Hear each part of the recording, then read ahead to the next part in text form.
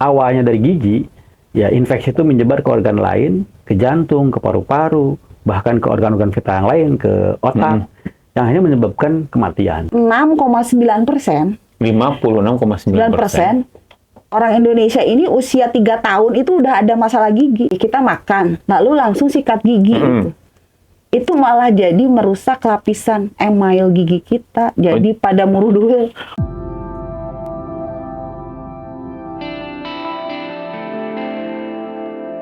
Assalamualaikum Sobat PR, hadir lagi di program kita yang baru. Sebenarnya bukan baru sih, dulu pernah ada. Kita lanjut lagi wawasan ragam sehat bersama pakar-pakar kesehatan yang akan hadir di program ini. Hari ini kita ngebahas soal gigi nih, masalah sepele tapi bisa jadi besar. Yang hadir sekarang adalah Ketua Persatuan Dokter Gigi Indonesia Wilayah Jabar, Pak Dokter Gigi Rahmat Juliadi, mohon maaf, dan Dokter Gigi Gilang, beliau mah peneliti macam-macam lah. Nanti kita ngobrol dengan mereka, kita ngebahas sebuah isu yang mungkin kita kadang suka malas ke dokter giginya.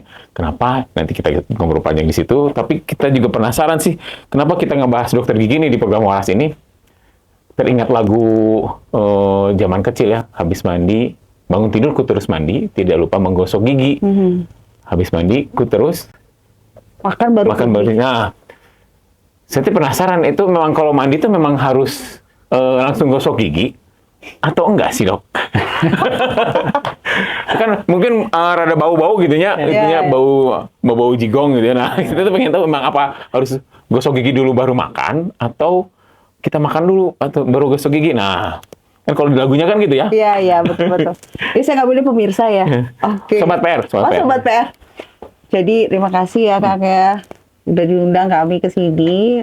Saya Gilang Yubiliana, saya sehari-hari adalah staf pengajar dan peneliti di Fakultas Kedokteran Gigi Universitas Padjadjaran, Departemen Ilmu Kedokteran Gigi Pencegahan Masyarakat. Tapi saya juga jadi ketua tim peneliti di hipnosis as a multidisipliner on science di Unpad. Hipnosis, ini ya, ada nanti ada ceritanya, nggak ada hubungan. Menarik nih kayaknya. Jadi tadi ya Kang, betul ya. Ini sebetulnya hal yang simple, tapi dampaknya jadi luar biasa. Kenapa gitu? Masih ingat kan lagu Bangun Tidur dulu waktu kita kecil tuh, gubahannya Bu Kasul almarhum ya. Di lagu itu tertuang kalimat, bangun tidurku terus mandi, tidak lupa menyikat gigi. Nah, seperti itu. Padahal secara scientific base bukan masalah boleh atau tidak, tapi itu karena lagu itu didengarkan kita dari kecil, habitual life-nya, jadi terbawa-bawa menjadi perilaku yang terbentuk. Padahal kalau kita menelaah secara kritis, karena saya datangnya dari institusi pendidikan dan peneliti, kalau kita menyikat gigi, lagi mandi, lalu sarapan, pergi kegiatan, selama aktivitas kita sehari-hari, kita lagi bawa-bawa bakteri dalam mulut. Malahan. Atau enggak misalnya gini, kita makan, lalu langsung sikat gigi. Itu malah jadi merusak lapisan email gigi kita. Jadi pada murudul. Oh, jadi jangan langsung sikat gigi ya? Jadi secara teori itu harus dijeda kurang lebih, ya yang lebih aman sih 60 menit ya kalau kata saya. Oh, sejam setelah makan? Sejam setelah makan. Nah, terus kenapa Dok? Habis mandi, bangun tidur jangan langsung gosok gigi, kenapa? Ya karena berikutnya kan kalau udah sikat gigi, kita makan dianggapnya kita udah bersih kan, karena yang point of view-nya perasaan kita. Terus pertanyaan saya, ngapain pakai perasaan? Bisa ada fakta ini. Nah, iya kan? Karena memang faktanya begitu ya di lapangan. Jadi pertanyaannya sekarang justru bagaimana cara menyikat gigi itu bukan hanya cara, tapi waktu yang tepat dan benar. Cara menyikatnya juga harus tepat dan benar. Gerakannya juga harus tepat dan benar, dari waktu, cara menyimpan pasta gigi di atas sikat gigi juga itu SOP-nya. Sampai sekecil itu ya, sampai sedetil itu. Cara memilih jenis sikat gigi pun ada, dan bukan hanya sikat gigi. Sekarang kan banyak additional jadi alat bantu, kita bilang alat bantu untuk membersihkan gigi ya. Nggak bisa disamakan saya sama Akang. Alat bantu untuk membersihkan gigi. Iya, bukan hanya sikat, ada lagi gitu. Makanya kenapa dari dulu pemerintah dalam hal ini atau organisasi profesi gitu kan selalu mengkampanyekan ke dokter gigi 6 bulan sekali itu bukan hanya untuk memeriksa giginya saja, tapi untuk mengkonsultasikan termasuk bagaimana merawat dan mencegah gigi for daily life-nya gitu. 6 bulan sekali. Ya. Ini berapa kali? Udah terakhir ke dokter gigi kapan, tak? Udah lupa lagi, Bener kan? saking lamanya. SD tuh. Nah kayak gitu. Padahal kan sebetulnya pemeriksaan sekarang pemerintah banyak yang udah gratis kan ya untuk pemeriksaan. Iya. Bahkan juga ya Menteri Kesehatan dalam hal ini juga mengkampanyekan bahwa sakit gigi itu menderita.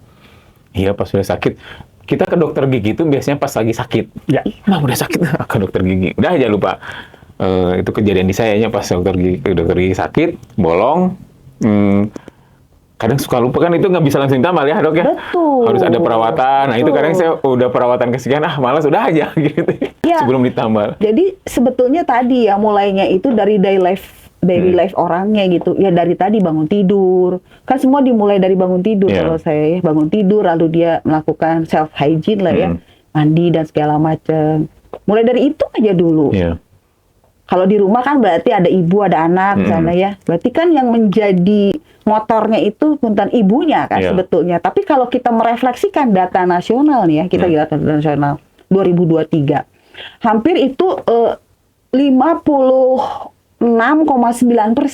56,9% orang Indonesia ini usia 3 tahun itu udah ada masalah gigi. Usia 3 tahun. Bayangin coba. 56,9%. Gigi pertama kan 2 tahunan ya kalau 2 tahun berarti hampir setengah rakyat Indonesia sudah mengalami kelainan kerusakan gigi lah ya dari umur 3 tahun. Artinya ketika dia sudah punya gigi di 2 tahun, umur 3 tahun udah rusak. 3 tahun udah rusak itu biasanya kenapa sih? Kalau orang sudah bilang mah ada yang masalah gigi robang, keeuseun, cenah, bolong. Bayangin coba, hampir setengah penduduk Indonesia. Tapi dianggap biasa-biasa aja ya? Biasa-biasa aja, padahal hampir 60% ya. 56,957%. Iya, setengahnya. Dan soalnya dianggapnya biasa karena belum tadi ya. Kenapa dianggapnya biasa gitu? Karena memang tadi belum ada keluhan satu ya. Padahal sebetulnya itu kan gigi anak itu cikal bakal akan menjadi gigi tetap nantinya kan ya. Nah, yang lebih prihatin lagi sebetulnya hanya dari yang tadi sakit itu tuh yang 56,9% itu dari data survei 2023 itu hanya 11% yang berobat. Sisanya keun we gitu nya. Bisa banyak faktor sih Kang ya kenapa dia nggak berobat. Ya kita juga nggak bisa adjustment satu masalah itu saja sebetulnya. Bisa karena dianya juga salah satunya layanannya juga tidak tersedia. Layanan itu kan bukan hanya dokternya aja, bisa saja sarana prasarananya, SDM-nya, letaknya, lalu hambatan psikologis ya, sieun, takut dan lain sebagainya.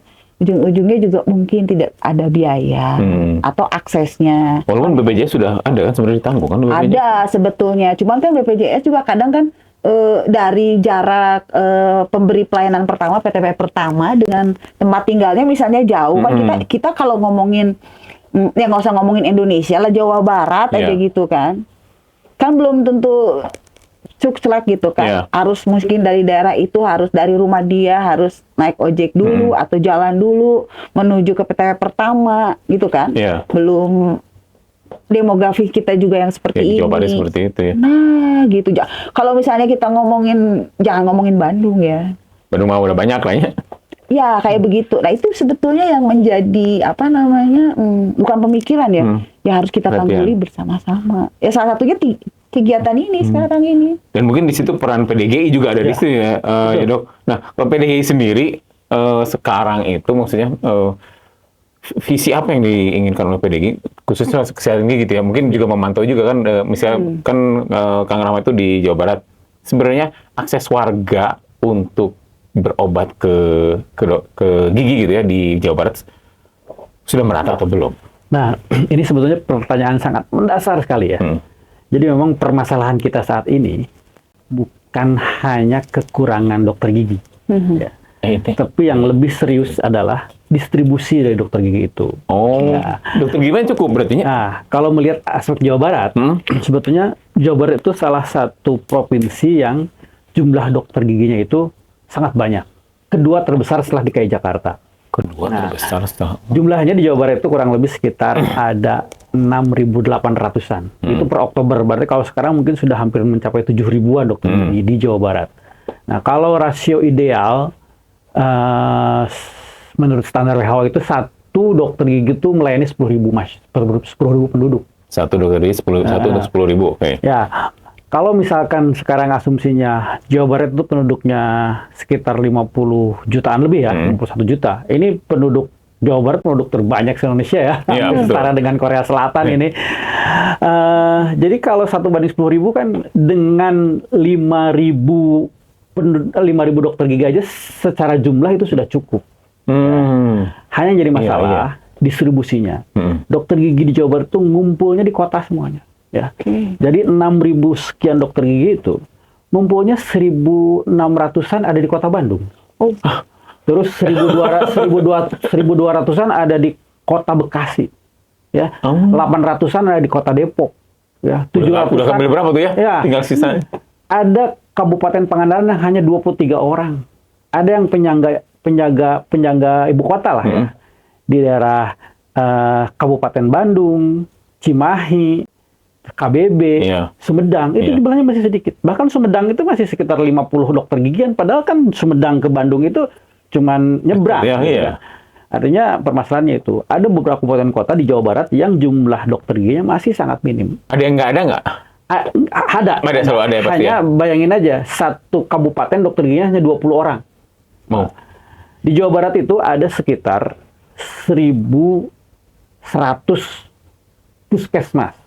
1.100 ya, se-Jawa Barat. Itu yang ada dokter giginya ya hanya sekitar 69%-an. Jadi sisanya nggak ada dokter gigi. Itu puskesmas, gitu, punya pemerintah. Artinya orang mau akses ke puskesmas aja ternyata di sana nggak ada dokter giginya. Pantesan tadi aja itu seluruh Indonesia kan tadi 56,9%. Di Jawa Barat aja segitu ya. Iya, apalagi di daerah-daerah. Padahal Jawa Barat itu penyangga ibu kota, ya, deket ke Jakarta. Apalagi kalau kita ke Indonesia Timur. Tambah-tambah ya. Betul. Gitu. Jadi permasalahannya di distribusi. Dokter gigi itu ngumpulnya di kota-kota. Kenapa seperti itu tuh panjang juga ceritanya. Kenapa dokter gigi pengen ngumpul di kota? Ya, memang prinsipnya ada gula, ada semut ya. Tapi kan di sini peran pemerintah juga sangat signifikan pada saat kondisi seperti ini. Apa sih sebetulnya harus dilakukan oleh pemerintah? Nah, ini mungkin nanti harus kita gali lebih banyak lagi gitu ya. Seperti itu. Nah, hal krusial tadi kan kesehatan gigi itu dari sikat gigi. Terus kan sekarang juga masyarakat tuh mikir, malas ke sikat gigi. Sebenarnya yang bikin malas tuh tadi ya beberapa aksesnya susah. Juga padahal sebenarnya cukup 6 bulan sekali pun nggak apa-apa ya dok ya. Dimulai dari apa sih kalau itu dok biasanya mau untuk memeriksakan gigi gitu ya? Sebelum sakit misalkan ya. Ya, memang pencegahan itu menjadi sangat penting. Makanya ini Dokter Gilang ini kan dia di ilmu kesehatan masyarakat yang public health itu memang banyak menekankan di aspek promotif ya dan preventif. Nah, jadi promotif preventif itu jauh lebih penting pada saat dibanding kalau sudah sakit. Itu kan lebih ke arah kuratif rehabilitatif. Jadi kuratif rehabilitatif itu jauh lebih mahal. Nah, salah satu masyarakat kenapa enggan ke dokter gigi, selain tadi akses, masalah juga pengetahuan, juga adalah biasanya faktor biaya. Kenapa ke dokter gigi itu menjadi malas? Karena ke dokter gigi itu ada kesan mahal. Kenapa mahal? Karena datangnya sudah parah. Datangnya sudah terlambat. Sehingga perlu penanganan yang cukup panjang. Ke dokter gigi itu bolak-balik. Sering. Kenapa? Karena memang datangnya sudah parah. Kondisinya sudah berat. Sehingga dia harus bolak-balik. Coba kalau datangnya dalam kondisi yang tidak parah atau masih ringan, yang masih bisa dicegah, itu tidak mahal gitu. Nah, sangat jarang pasien yang datang ke dokter gigi dalam keadaan kondisi giginya masih belum ada kelainan parah. Betul kata Akang tadi, datang ke dokter gigi itu kalau udah sakit. Kalau udah sakit, kalau nggak sakit mah ngapain ke dokter gigi kan gitu ya. Nah, tapi pada saat dia udah sakit baru ingat dokter gigi. Nah, itu pun kalau sudah dia melakukan upaya pengobatan sendiri nggak berhasil. Nah, udah beli obat ke toko obat, ke apotek, atau misalkan obat tradisional, nggak berhasil, tetap sakit, baru ke dokter gigi. Dan dipastikan pasti kondisinya sudah parah. Kalau sudah seperti itu, dilakukan pengobatan, butuh waktu yang panjang, butuh proses yang lama, dan tentu biayanya yang tidak tinggi. Nah, itulah menjadi, nah makanya memang tadi edukasi kepada masyarakat menjadi penting. Dan peran semua pihak sebetulnya ya. Iya. Jadi akademisi ya berperan, profesi juga berperan, termasuk juga media seperti juga berperan. Iya. Nah ini harus kita kolaborasikan, kita sinergikan ya sehingga masyarakat teredukasi, sehingga mereka sadar bahwa kesehatan gigi itu adalah bukan hal yang sepele. Karena sudah sakit, itu akan mengganggu aktivitas, mengurangi produktivitas, dan itu akan berdampak ke penyakit-penyakit yang lain. Dampaknya penyakitnya apa sih? Misalkan benar nggak sih kayak ada pembicaraan kalau nanti ada yang takut dicabut giginya, ada buta kan kemarin ada yang ramai ya dok ya, sempat ramai yang jadi kalau nggak salah meninggal atau gimana ya, yang ramai di medsos ya. Nah itu kan bisa kadang kalau itu tidak teredukasi, itu isu-isu tersebut itu malah membuat orang makin takut. Gitu ya. Betul. Ya. Betul. Jadi memang pemahaman masyarakat ini masih perlu ditingkatkan tentang kesehatan gigi ini. Banyak sekali mitos-mitos yang sekarang masih dipercaya oleh masyarakat yang sebetulnya itu tidak benar. Ya. Salah satunya yang sering diyakini oleh masyarakat, kalau ke dokter gigi dicabut gigi itu takut terjadi kelainan pada penglihatan, nanti akan buta kalau cabut gigi yang atas gitu ya. Itu kan banyak sekali diyakini oleh masyarakat karena memang informasi itu turun-temurun. Nah, padahal sungguhnya itu tidak, ya bahwa itu istilahnya mitos saja, ya yang diyakini turun-temurun, yang secara ilmiah itu tidak bisa dibuktikan. Pada saat dia dilakukan perawatan gigi sampai dilakukan pencabutan, baik itu rahang atas, rahang bawah, itu tidak ada kaitan dengan persarapan mata. Jadi tidak akan ada orang yang dicabut gigi terus dia buta. Nah, seperti itu. Nah, terus kenapa ada yang kejadian sampai seperti itu? Nah, itu biasanya karena ada faktor-faktor tertentu yang memang sebelumnya sudah ada kelainan di matanya, gitu ya, kelainan di matanya. Sehingga dicabut gigi itu bisa jadi pemicu, atau sebetulnya memang matanya sudah ada masalah sebelumnya, gitu ya. Ya, kemarin pernah ada kasus yang sampai mencuat ke media dan viral, dan setelah itu ditelusuri, diteliti, bahkan sampai itu kan masuk ke ranah hukum juga, dibuktikan dengan secara ilmiah, dan ternyata tidak ada kaitan antara pencabutan dia dengan kebutaan, karena dia memang sudah ada penyakit kelainan di otaknya, ada sebuah tumor yang memang dia sudah mengganggu perserapan matanya. Gitu ya, seperti itu. Nah, jadi intinya masyarakat tidak harus takut bahwa perawatan gigi itu akan berpengaruh terhadap penyakit atau istilahnya penyakit-penyakit yang lain, tapi justru sebaliknya, kalau gigi kita tidak dirawat dan dia menyebabkan infeksi, itu bisa menyebabkan penyakit-penyakit yang lain. Karena infeksi yang ada di gigi itu bisa menyebabkan penyebaran kuman-kuman ke organ-organ yang lain, dan itu tidak sedikit kasusnya. Kalau itu bisa dibuktikan dengan secara ilmiah, sehingga banyak kasus-kasus misalkan penyakit jantung dan sebagainya yang ternyata sumber infeksinya itu adalah ada di gigi. Penyakit jantung? Iya. Nah, ini menarik nih. Nanti kita bahas lagi di segmen kedua, karena ternyata apa yang kita makan itu berpengaruh tidak hanya dari organ tubuh, tapi masuk dari gigi-gigi. Kan ada omongan kalau ada lubang gigi nanti ada bakteri masuk ke situ bisa pengaruh kemana-mana. Itu benar atau enggak? Nah, kita bahas di segmen kedua ya. Nah, tadi Dokter Rahmat, dari gigi bisa ke jantung tuh gimana gitu? Ya, jadi gigi itu adalah sumber berkembang biaknya bakteri yang paling potensial. Sumber berkembang bakteri yang paling potensial? Ya, karena itu pintu gerbang pertama masukkan makanan itu kan di mulut. Dimakan ya. Nah, di sana. Pada saat ada gigi rusak, di sanalah bakteri berkembang biak. Nah, berkembang biak itu nanti suatu waktu pada saat daya tahan tubuh kita sedang lemah, ya. Itu bakteri itu bisa menyebar ke organ-organ tubuh yang lain, ya. Terjadi biasanya pertahanan tubuh kita ini ada bengkak, ya. Nah, kalau bengkak itu berarti itu pertahanan tubuh kita sedang bekerja menahan. Tapi kalau misalkan jebol, daya tahan tubuh kita ini sedang lemah, itu bisa menyebar ke organ-organ tubuh yang lain. Ya, tidak sedikit sebetulnya awalnya dari gigi, ya infeksi itu menyebar ke organ lain, ke jantung, ke paru-paru, bahkan ke organ-organ vital yang lain, ke otak, yang hanya menyebabkan kematian. Dan itu sudah cukup banyak kejadian-kejadian seperti itu, yang awalnya adalah gigi berlubang, dibiarkan jadi bengkak, abses itu menyebar ke organ-organ yang lain, ya, sampai ke misalkan ke tenggorokan, ya, sampai dia sampai kayak gitu ya? Sampai dia tidak bisa buka mulut, itu sering pasien itu tidak bisa buka mulut karena organ-organ yang lain itu ketutup ya, oleh nanah, abses gitu kan, otot-ototnya menegang, nggak bisa mulut, dan pernafasannya terhambat karena terhalang oleh abses itu. Nah, ya, itu juga kondisi kegawat daruratan. Ya, kadang ada yang meninggal karena dia tidak bisa bernafas gara-gara si abses tadi. Terus menyebar ke organ yang lain, ke jantung, ke paru. Makanya pada saat ada orang yang akan dilakukan tindakan operatif, misalkan dioperasi jantung ya, pasti dokter spesialisnya akan menyuruh si pasiennya itu konsultasikan ke dokter gigi kalau ada gigi yang rusak. Karena itu di sana sumber infeksi yang bisa menyebar ke yang lain. Nah, makanya pemahaman masyarakat bahwa sakit gigi mah ada jauh lah ke kondisi gawat darurat ya, nggak mungkin gara-gara sakit gigi meninggal dunia, itu satu yang salah. Karena kasusnya sudah cukup banyak. Gara-gara awalnya sakit gigi, dia akhirnya meninggal dunia karena bukan karena sakit giginya betul, tapi karena bakteri yang ada di gigi itu menyebar ke organ-organ vital yang lainnya, ke jantung, ke paru, ke otak dan lain sebagainya. Udah banyak berarti dokter bilang kalau si kasus gitu. Betul, banyak. Tapi emang kan nanti kita harus tampilkan juga biar evidence data ya. Tapi ini akan diperburuk lagi bila kita merujuk kepada ya dalam hal ini Indonesia atau Jawa Barat, ditambah dengan intake gizi yang kurang baik atau buruk. Jadi udah mah kena abses kayak gitu kan, gizinya juga kurang baik, makanya onset of action untuk tadi ya.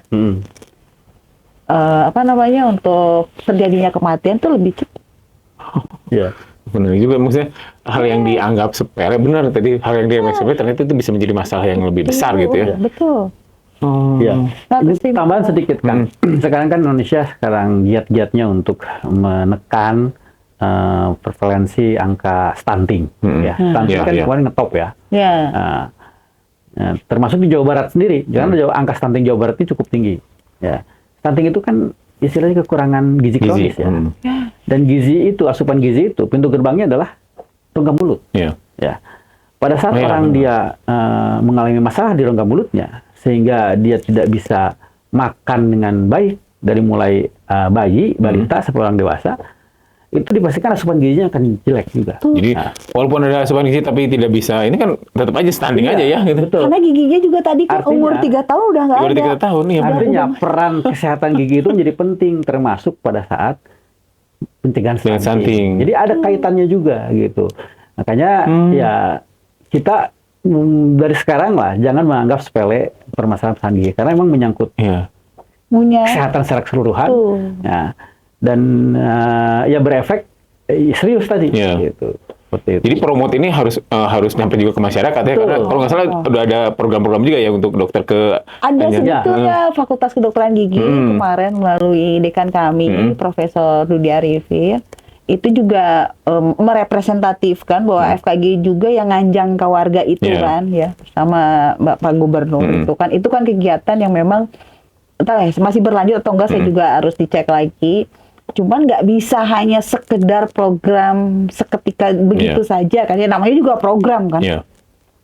Tapi kalau saya lebih ke bagaimana masyarakat ini punya kesadaran melalui media seperti sebesar pikiran rakyat ini, tapi harus sustain kan. Benar, harus continue sih sebenarnya, rutin ini karena kalau nggak continue orang tuh lupa gitu kan, harus ingatkan kembali. Dan lagian intervensi kalau saya mungkin lebih tepat ya pada lingkungan keluarga terkecil, dimulai dari rumah. Dan sekolah itu berawal dari rumah, dari ibu sebetulnya, dari ibu. Nah, harus apa kalau dari rumah? Paling minim apa dok yang harus diedukasi ke anak gitu misalnya? Yang simpel aja, bangun tidur misalnya ya, kan kita mau orang Sunda ya, bangun misalnya, guga gitu kan ya, mandi gitu kan. Biasanya kalau udah gitu kan ibu nyiapin makan, sarapan dan lain sebagainya. Kalau kita muslim kan, sholat subuh belum apa gitu kan, biasa ya ibu-ibu Jawa Barat gitu kan ya. Nah setelah itu kan dia biasanya kan ibu-ibu nyuapin makannya atau anaknya makan sendiri. Jangan langsung disikat giginya, tapi dibekali ke sekolah pasta dan sikat giginya, karena sikat giginya kan di sekolah. Makanya dulu ada program, kembali lagi ya, nah itu kita jangan berpatokan pada program. Dulu tahun berapa tuh ada Fit for School katanya. menyikat gigi di sekolah. Ya, pernah Tapi betul. itu mindsetnya is just a program. Jadi Udah aja ketika gitu ya, program yang nggak ada dianggap udah, pada sebetulnya kurang tepat ya. Itu harus dilakukan as daily life, jadi lifestyle. Nah, untuk mempertahankan tadi irama itu menjadi lifestyle, nggak mungkin kan tenaga kesehatan datang ke rumah-rumah. Iya. Harusnya kalau menurut saya intervensinya, ini sekali mengadvokasi pemerintah juga ya. Itu peran keluarga melalui posyandu misalnya. Diingetin lagi, terutama kuncinya kalau saya perempuan yang ada di rumah, ibunya itu menjadi kunci, diingetin anaknya sikat gigi, itu pirasinya sikat gigi, pasta gigi dimasukin ke tas anak gitu kan, atau akan lebih baik kalau di sekolah udah disiapkan. Karena kalau menunggu tadi 1 jam setelah sarapan kan lamanya, kesiangan masuk atau jam si anak 6:30, bangun jam 5 kan, makan harus nunggu. Berarti kan sikat gigi di sekolah. Karena kan biasanya kita otomatis tuh mandi, sikat gigi ya, habis makan mandi sikat gigi. Itu simple, sebetulnya simple as usual, tapi kalau dilakukan terus-terusan, istiqomah lah cukup. Konsisten, komitmen.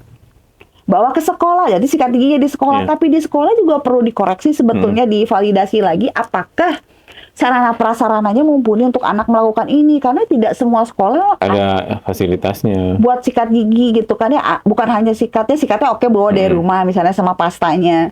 Lalu tempat sikat giginya tuh kan masa di kamar mandi sih, apa di luar sekalian buat tempat wudhu gitu. Nah di situ ya airnya ngalir nggak? Jangan hanya ada ya. Kalaupun ada tapi seencret nanti anak sekolah ada berapa habis airnya ada. Benar. Gitu sebetulnya kan programnya nggak usah bombastis, bukan berarti kita nggak suka yang teknologi high tech. Tapi kalau menurut saya dalam kacamata saya sebagai tadi ya dosen dan peneliti, program itu dibuat harus bisa dibumikan kepada siapa, bukan pada kepentingan punten ya, kepentingan sekelompok orang atau kepentingan rejim tertentu, bukan, tapi kepentingan masyarakat. Apa di masyarakat. Itu nggak bisa gitu. Jadi kalau misalnya kita nggak akan ada ujungnya hidup ini. Ganti pimpinan, ganti program gitu aja tulisnya. Kan program hanya pimpinan 4 tahun, 5 tahun ganti sementara. Capek. Bener nggak? Udah berapa lama Indonesia merdeka? Udah berapa tahun juga kita ya kan ya PDGI. Kadang kita perlu ya kembali lagi ya, kita perlu koreksi diri atau muhasabah diri gitu ya. Sehingga kita bisa hadir sesuai dengan pertama ya kompetensi kita apa, kewenangan kita apa, tapi tolonglah gitu kita tuh hadir secara utuh, hadir bersama badan kita juga hadir, jiwa kita juga hadir. Jadi jangan hanya sekedar hadir. Les ya. Nah kalau dari kan dokter juga di riset ya, sebenarnya udah dilakukan apa aja? Kalau riset apakah kan kita juga nggak tahu ya masyarakat awam di institusi itu gitu, apa aja dong? Nah, kebetulan ini juga kami ini saya kan mewakili juga tim hipnosis Universitas Padjadjaran. Tim hipnosis. Ya, jadi kami ini ada rumpun ilmu yang tergabung di kita itu ada psikologi medis, ada linguistik medis, ada fisika medik instrumentasi, ada informatika human interaction, dan saya kedokteran gigi. Nah, cikal bakalnya hingga menjadi satu alat untuk menghipnotis pasien di bidang kedokteran gigi yang ada itu. Ada, udah launching malah kemarin secara nasional di Hari Kesehatan Nasional. Kenapa harus dihipnotis, Dok? Karena takut tadi. Cemas takut. Ya. Nah, itu kita bisa mencapai ini sudah bergerak di bidang ini kita perlu waktu 2 dekade. Bukan 1-2 tahun, 20 tahun. Nah, ini sebenarnya meneruskan dari riset S3 saya. Nah, kenapa harus menggunakan alat gitu ya? Pada pasien yang tadi kan salah satu indikator nasional juga kenapa pasien tidak mau datang ke dokter gigi adalah kecemasan tadi, takut. Nah, kenapa kita harus melahirkan dengan teknologi? Karena untuk melatih dokter gigi bisa melakukan proses hipnosis itu nggak mungkin oleh saya doang atau teman saya doang dilatih dengan itu, karena biasnya banyak. Apalagi ini termasuk ilmu baru di Indonesia ya. Kalau di luar dari tahun 60-an. Udah lama. Nah, artinya kan kita perlu memeratakan keterampilan ini dari Sabang sampai Merauke, karena yang cemas kan bukan di Bandung aja gitu. Ini kan masalahnya bergerak pada budaya gitu kan ya. Nah, kalau ada teknologi yang bisa divalidasi secara scientific base, tapi bisa juga digunakan tanpa orangnya hadir, tapi keilmuan kebermanfaatannya dapat dirasa, berarti kan perlu replikasi. Nah, Tapi proses replikasi ini harus memenuhi prinsip scientific base. Makanya kami dari tim hipnosis Universitas Padjadjaran mengeluarkan scientific base dulu gitu loh. Nah, cetakannya udah ada. Si Hypnoden ini adalah cetakan awal. Jadi kalau cemas selama ini divalidasinya oleh subjektif alat kuesioner misalnya, kita sudah divalidasi oleh biomarker, biologi molekuler. Alat ukurnya juga bukan udah hanya sembarangan ya. Pakai gelombang.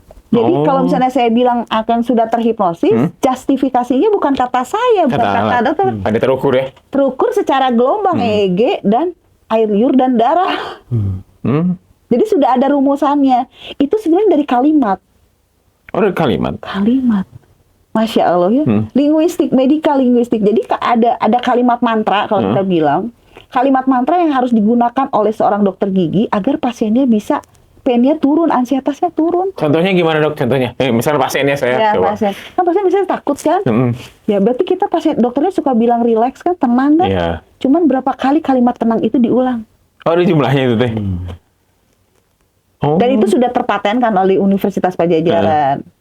Dan itu sudah divalidasi oleh internasional. Apa validasinya? Ya jurnal artikel yang ditulis riset kami kebetulan tim riset, mahasiswa kami itu dari S1, S2, S3. Yeah. Nah, itu tuh sudah running well di jurnal terindeks Q1 di BMC oral. Jadi, not excuse lagi gitu. Makanya ilmu hipnosa ini, karena saya bidangnya kedokteran gigi ya, saya khusus dokteran gigi. Tapi hipnosa itu sebenarnya ilmu pengendalian kerja sistem kerja otak. Itu makanya kemana-mana ada hypnoselling, nanti ada hypnobird, ya, hipnomarketing. Ini Hypnoden ya? Ya, Hypnoden itu memang khusus untuk bidang kedokteran gigi. Jadi memang kata-katanya khusus juga ketika untuk menghipnotis biar nggak cemas. Pakai kata-kata yang khusus gitu. Nah, teknologi ini namanya imersif. Jadi makanya tadi ada di human interaction. Namanya salah satu inovatornya Ibu Mira, dosen dan peneliti dari FMIPA, Informatika Unpad. Dia yang menerjemahkan, bayangin, 4 rumpun ilmu diterjemahkan dalam teknologi imersif. Jadi sebetulnya tinggal pasien datang, men-scan pakai gadgetnya, dimasukkan gadgetnya ke sini, lalu dimasukkan ditempel, tapi sebetulnya ada alat pengukur gelombang. Nah, gelombangnya nggak dibawa karena itu agak ribet. Jadi nanti justifikasinya, kalau misalnya dia cemas, terus tidak cemas, si gelombangnya itu terukur gitu. Dan akan ngasih sign kepada media yang ditonton ini berubah-ubah kan, jadi gambarnya betul kayak jadi mesin pintar.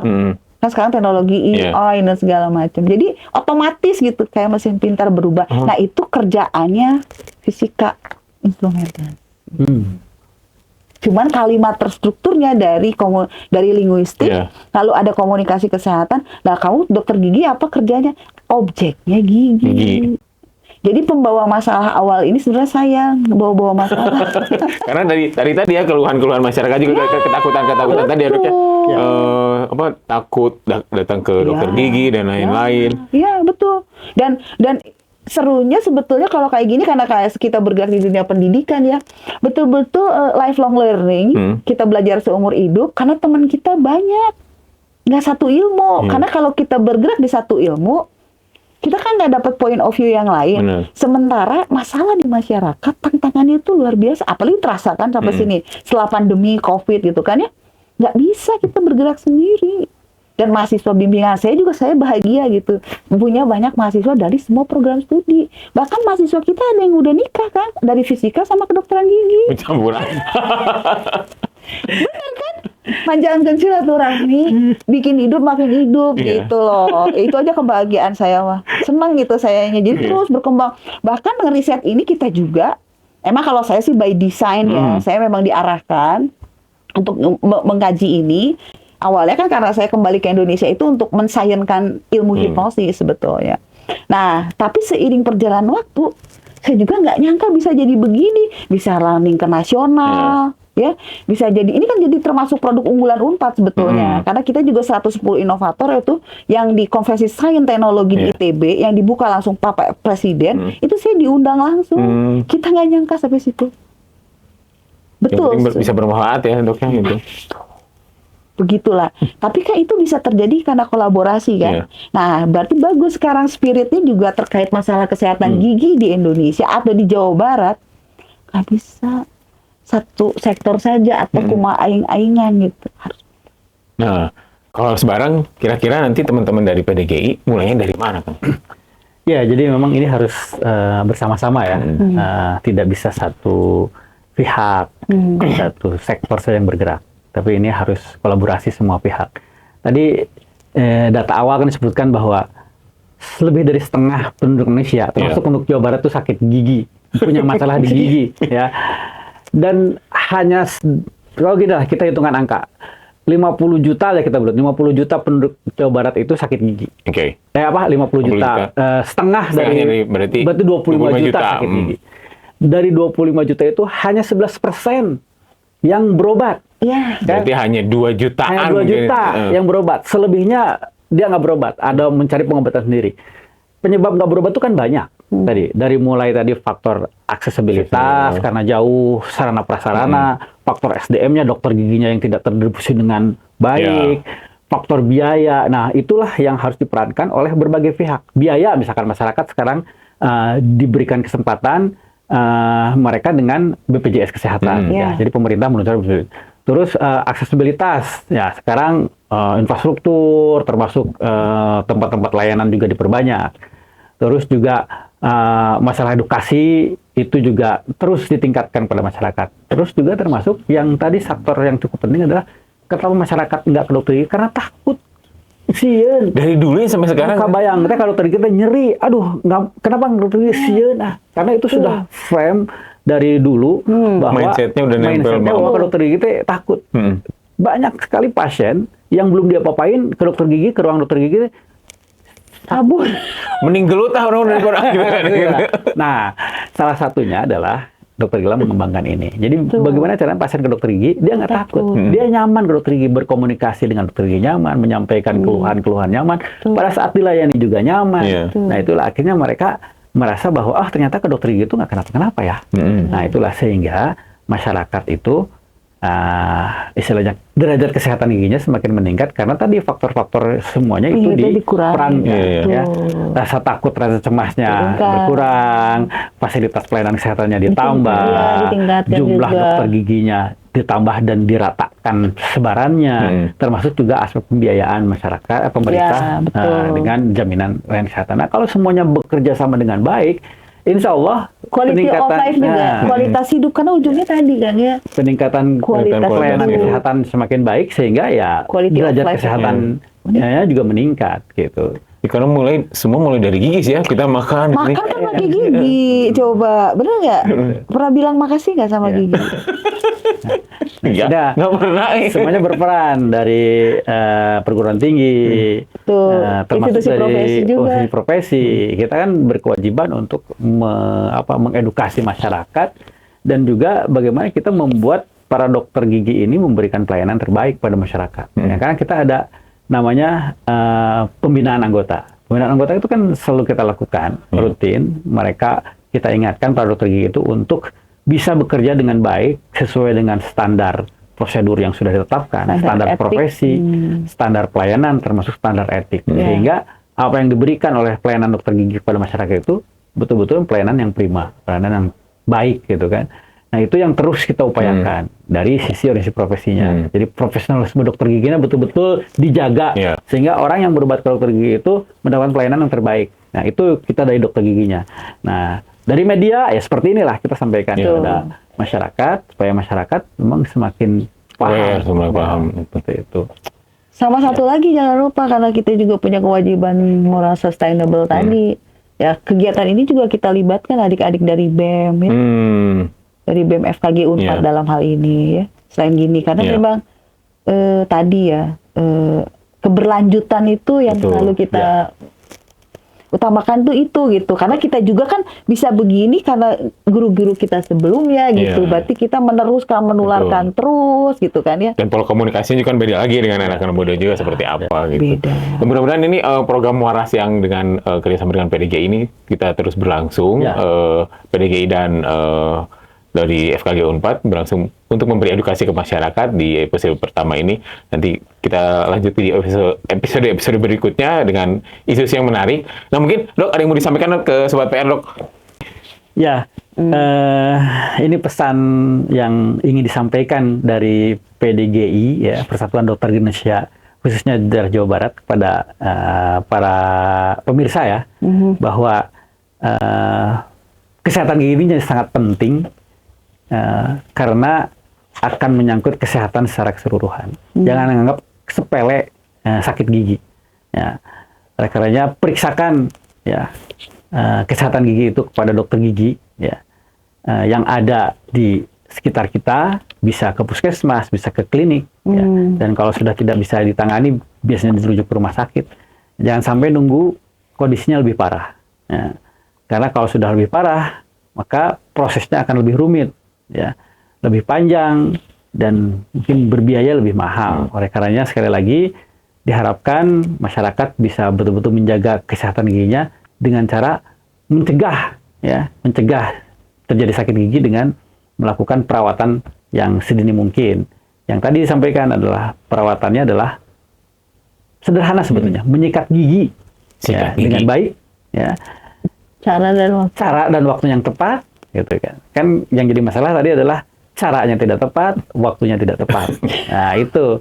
Ya, kadang sering saya sikat gigi, bahkan lebih dari 2 kali, 3 kali, 4 kali, 5 kali. Tapi kok gigi saya tetap saja lubang. Karena tadi faktor caranya tidak tepat, waktunya juga tidak tepat, sehingga ada bagian-bagian gigi yang harusnya bersih, tetap tidak bersih gitu, karena caranya tidak baik. Atau ada waktu tertentu, misalkan tadi ya, disampaikan oleh Dr. Gilang, ya harusnya pada saat kita beraktivitas mulut kita dalam keadaan bersih, pada saat kita beristirahat mulut kita dalam keadaan bersih, ini justru sebaliknya. Tadi saya ingin melengkapi yang Dr. Gilang.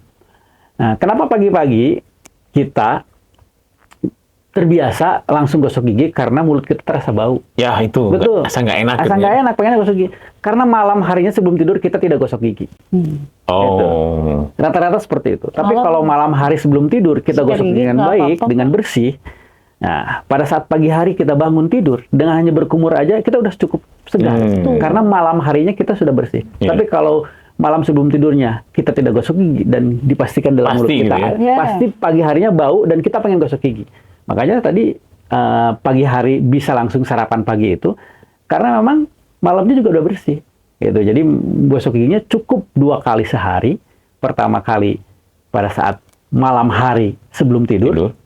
Terus pagi hari setelah sarapan pagi. Ya, itu 2 waktu yang tepat untuk kesehatan. 2 kali aja sehari sebenarnya. Jangan lebih-lebih ya. Jangan berlebihan ya. Hanya ya tadi kebanyakan masyarakat ya sikat giginya sore pada saat mandi.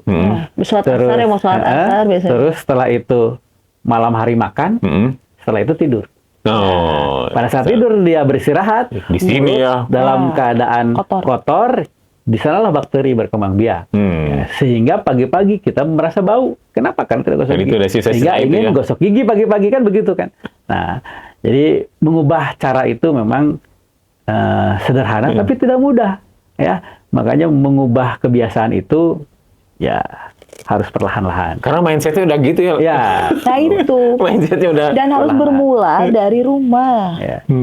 Kalau saya lebih fokusnya ke sana, kalau saya emak-emak ya ibu-ibu. Itu harus dibiasakan dari kecil oleh ibunya di rumah. Karena apapun juga sekolah itu berawal dari rumah. Dan ibu itu kan madrasah pertama. Jadi no excuse ya. Dari saya bilang, ya dan saya juga riwe dan segala macam. Ya kalau riwe kenapa punya anak ya? Bener.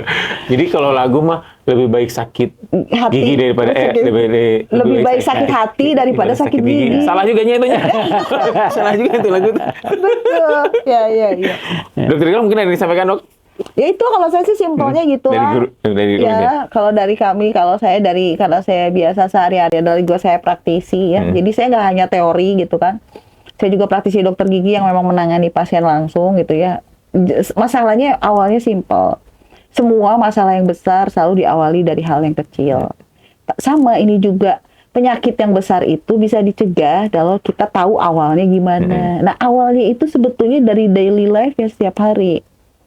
Ya, jadi kalau memang kita mau ya saya kan kembali lagi ya ke rumah ya. Dari bangun tidur, lalu dia juga harus menyikat gigi 1 jam setelah makan ya. Artinya dia juga si anak juga harus bawa pasta dan sikat gigi ke sekolah. Pasti dibilang nanti di sekolah jangan dulu, dicoba dulu kan. Kalau misalnya ada kendala nanti di sekolah kan bisa dikomunikasikan. Ya. Itu aja sih. Terima kasih para dokter-dokter. Nanti kita episode berikutnya sih akan membahas yang lebih spesifik. betul. Oke. Pentingkah di veneer, terus bolong kemana sih harus kita ke dokter gigi. Terus ada katanya gigi tabrakan harus dioperasi seperti apa. Nah itu nanti episode berikutnya kita akan bahas. Kalau Sobat PS juga ada pertanyaan-pertanyaan, lempar ke kami, nanti kita bahas sama dokter yang akan hadir berikutnya. Terima kasih Sobat PS, terima kasih dok. Assalamualaikum warahmatullahi wabarakatuh. Waalaikumsalam.